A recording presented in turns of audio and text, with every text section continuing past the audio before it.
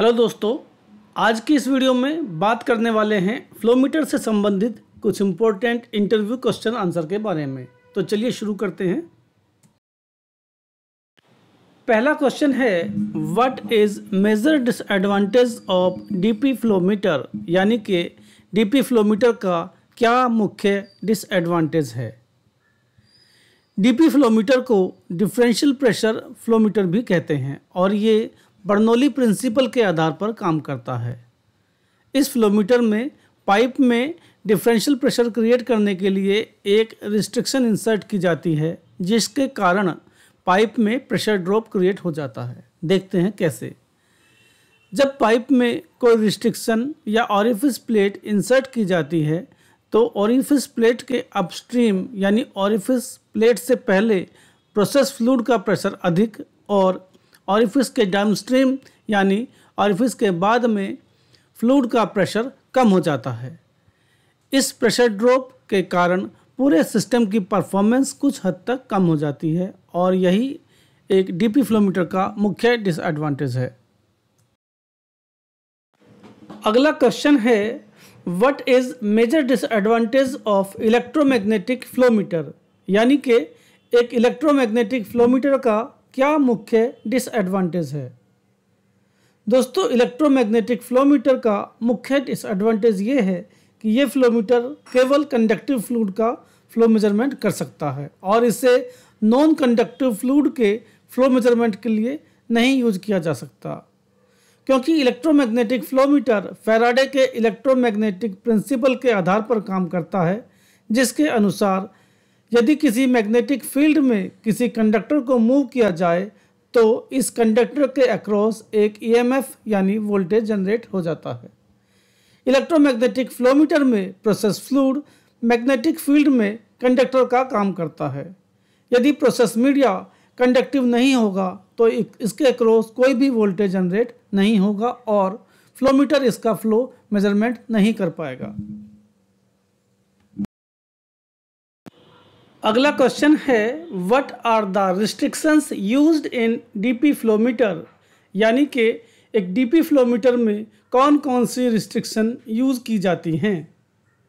दोस्तों, differential pressure flowmeter यानी DP flowmeter में डिफरेंशियल प्रेशर क्रिएट करने के लिए जो रिस्ट्रिक्शन यूज़ की जाती हैं उनके नाम हैं orifice plates, flow nozzles, venturi tubes और पिटोट ट्यूब्स। अगला क्वेश्चन है, describe the working principle of ultrasonic flowmeter, यानी कि अल्ट्रासोनिक फ्लोमीटर का वर्किंग प्रिंसिपल बताइए। Ultrasonic flowmeter Doppler effect principle के आधार पर काम करता है।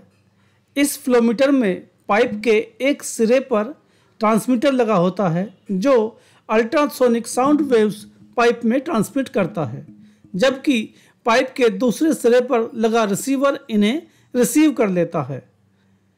तो नो फ्लो की कंडीशन में ट्रांसमिटेड वेव्स और रिसीव्ड वेव्स की फ्रीक्वेंसी बराबर होती हैं, लेकिन प्रोसेस फ्लूइड के फ्लो के कारण ट्रांसमिटेड वेव्स और रिसीव्ड वेव्स की फ्रीक्वेंसी में एक फेज शिफ्ट पैदा हो जाता है और ये फेज शिफ्ट फ्लूइड के फ्लो के प्रोपोर्शनल होता है। यही अल्ट्रासोनिक फ्लोमीटर का वर्किंग प्रिंसिपल है। अगला क्वेश्चन है, why straight run is required in upstream and downstream of A flowmeter, यानी कि किसी फ्लोमीटर के अपस्ट्रीम और डाउनस्ट्रीम में स्ट्रेट रन क्यों जरूरी है। दोस्तों, किसी भी फ्लोमीटर के अपस्ट्रीम यानी फ्लोमीटर के पहले और डाउनस्ट्रीम यानी फ्लोमीटर के बाद स्ट्रेट रन की आवश्यकता होती है, क्योंकि स्ट्रेट रन के कारण फ्लूइड की फ्लो टर्बुलेंस मिनिमाइज हो जाती है। एक्यूरेट फ्लो मेजरमेंट के लिए फ्लो टर्बुलेंस को मिनिमाइज करना बहुत ही आवश्यक है, अन्यथा फ्लो मेजरमेंट एक्यूरेट नहीं हो पाएगा। दूसरा, स्ट्रेट रन के कारण फ्लोमीटर के आसपास फ्लूइड का फ्लो प्रोफाइल डेवलप हो जाता है, जिसके कारण फ्लोमीटर की एक्यूरेसी बढ़ जाती है। अगला क्वेश्चन है, what is working principle of Coriolis mass flowmeter, यानी कि कोरियोलिस मास फ्लोमीटर का क्या वर्किंग प्रिंसिपल है। दोस्तों, कोरियोलिस मास फ्लोमीटर मोशन मैकेनिक्स प्रिंसिपल पर काम करता है। इस फ्लोमीटर के अंदर एक वाइब्रेटिंग ट्यूब लगी होती है जो एक नॉन फ्रीक्वेंसी पर वाइब्रेट करती है। जब इस वाइब्रेटिंग ट्यूब से प्रोसेस मीडिया पास होता है तो प्रोसेस मीडिया के मास के कारण ट्यूब की फ्रीक्वेंसी में एक फेज शिफ्ट जनरेट होता है और ये फेज शिफ्ट ट्यूब में फ्लो हो रहे फ्लूइड के मास के प्रोपोर्शनल होता है। यही कोरियोलिस मास फ्लोमीटर का वर्किंग प्रिंसिपल है। दोस्तों, ये वीडियो आपको कैसा लगा कमेंट करके हमें ज़रूर बताएं। वीडियो अच्छा लगा हो तो वीडियो को लाइक करें और चैनल को सब्सक्राइब करें। Thank you.